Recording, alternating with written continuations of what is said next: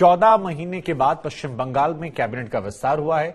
यह विस्तार एक ऐसे समय पर हुआ है जब पश्चिम बंगाल में मंत्री पार्थ चटर्जी जेल की सलाखों में हैं। ईडी उनसे लगातार पूछताछ कर रही है, ईडी की गिरफ्त में वो हैं और आज 9 कैबिनेट मंत्रियों ने शपथ ली है, जिसमें पूर्व भाजपा सांसद बाबुल सुप्रियो को भी ममता बनर्जी ने मंत्री बनाया है। तो बाबुल सुप्रियो मंत्री बन गए हैं। बाबुल के अलावा उदयन गुहा, पार्थ भौमिक, सत्यजीत बर्मन, स्नेशी चक्रवर्ती, प्रदीप मजूमदार, कई और नाम हैं जिनको मंत्रालय की जिम्मेदारी जो है सौंपी गई है। स्वतंत्र प्रभार मंत्री विप्लव राय चौधरी को यह जिम्मेदारी दी गई है।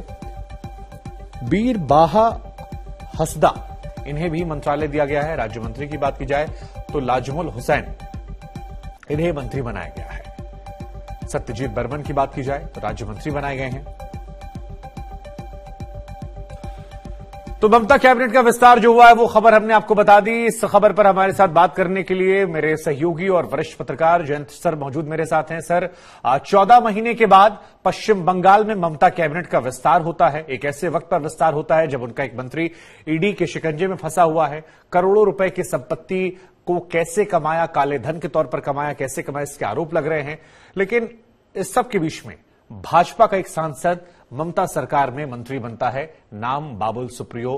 कई सारे सवाल जवाब उठे उनकी सियासत को लेकर, उनके तरीकों को लेकर, लेकिन ऐसा लग रहा है कि भाजपा छोड़ने का इनाम बाबुल सुप्रियो को आज कैबिनेट मंत्री के तौर पर मिल गया है।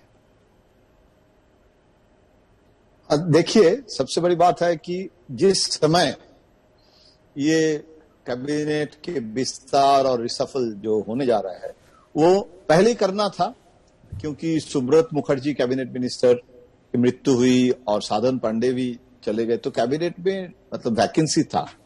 लेकिन इस समय, जिस समय पार्थ चट्टोपाध्याय का ईडी चल रहा है, आज भी कोर्ट में दाखिल किया गया है, तो इस समय सबसे बड़ी जो करने का जो रीजन है वो है कि जो छवि, जो परसेप्शन, जो हर मतलब घर में चर्चा का विषय है, उसमें एक इमेज मेकओवर बहुत जरूरी था।